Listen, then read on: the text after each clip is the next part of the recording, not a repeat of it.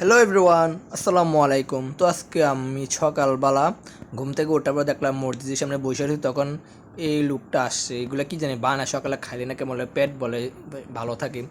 তো আজকে আমি এগুলো ফার্স্ট টাইম খাইলাম।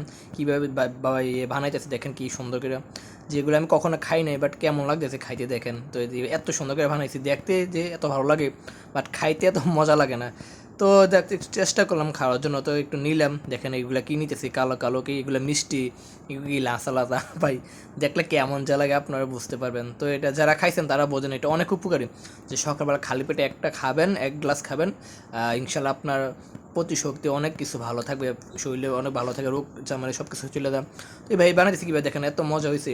তো যারা যারা এখনও খান নাই এটা খাবেন, আর ইনশাল্লাহ এটার উপকারিতা অবশ্যই পাবেন। তো দেখেন এটা যে এত মজা, আমি আজকে ফার্স্ট টাইম খাইছি। তো দাদার হাতের থেকে দেখেন কত মজা, উনি এত ভালো করে বানাই দিছি। তার ফার্স্ট টাইম রুবেল ভাইকে দিয়ে ট্রাই করলাম, রুবেল ভাই খাইছি, তারপর আমি খাইছি। তো ভিডিওটি দুটোকে তো একটু শেয়ার করে দিবেন, তো সবাই ভালো থাকবেন, সুস্থ থাকবেন।